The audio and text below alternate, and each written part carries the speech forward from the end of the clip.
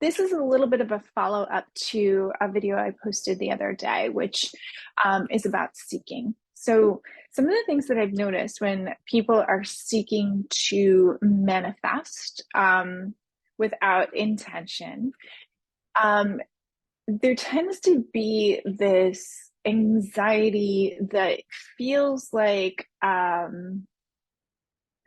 dissatisfaction, right? And maybe that's more like um, not satisfied yet because you don't feel like you found what it is you're looking for. But when you dive into a ball pit, and there's one red ball and you're meant to find it and you just dive in, but you have no direction, you probably are either never going to find it. And if you do, it's luck.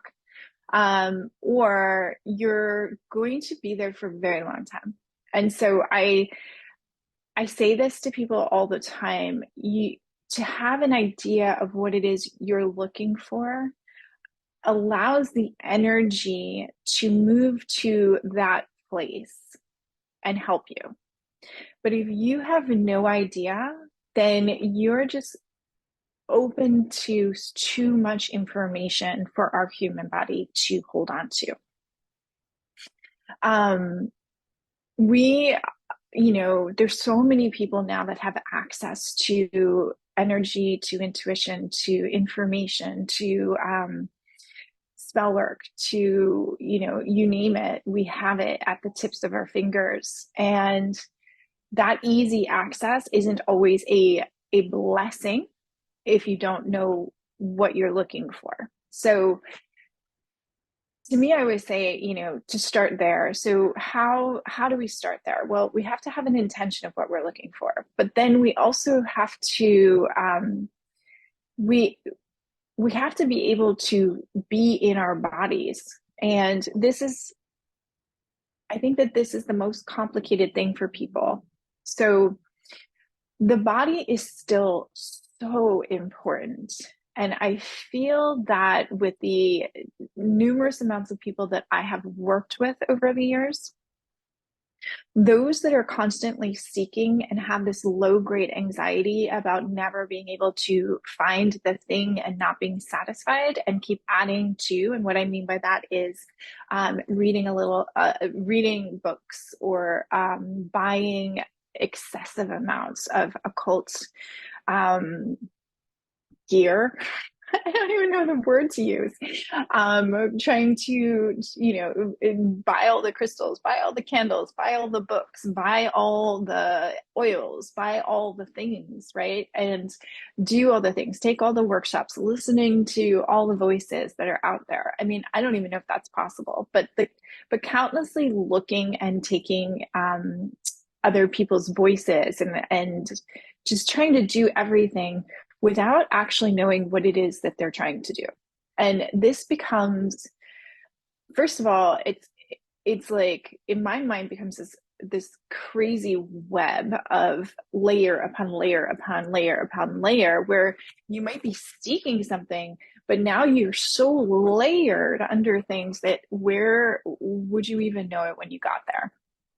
So what I like to do with people is just like clear it all out first and, find what you're looking for. What is your intention behind it? What is it that you're hoping to find?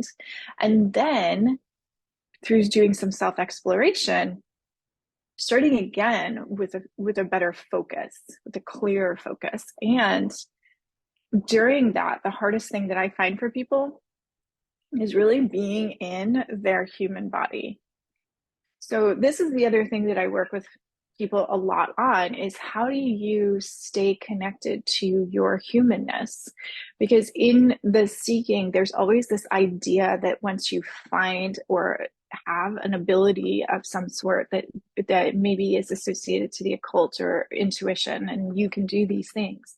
Once you're there, things are going to be amazing and you're going to be able to do all the things and have all the things you want and manifest things like in an instant.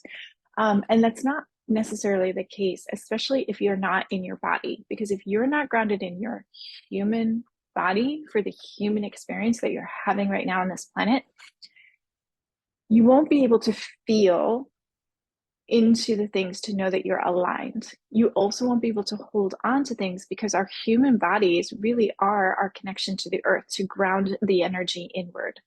And when we don't do that, there's this um, sort of this energy of like going, going, going, and being very ungrounded, almost like flying off your feet, being in your head, being too high up here.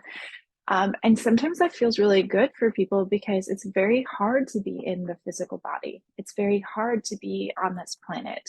Things don't go easily, right? Things are not, they don't come to us easily. Sometimes it feels better to be outside of the experience in a place that we escape. And so people might turn towards, you know, doing transcendental meditation or doing and what I mean by that is doing like this more like a trance state than a meditative parasympathetic state. It's more of a trance state where you're escaping out, going into past lives, right? Like going into regressions, which, you know, I do them as well. And I think that to do them can be interesting and bring information that is really helpful. But when they are done over and over and over and over because you feel good at the end of them, to me, I see that a little bit more of an escapism. And so I guess I'm always telling people, you know, to really look at the life that you're in right now, the one that you're experiencing right now, and how would you enhance that life and be in it really to experience it? Because otherwise, what's the point?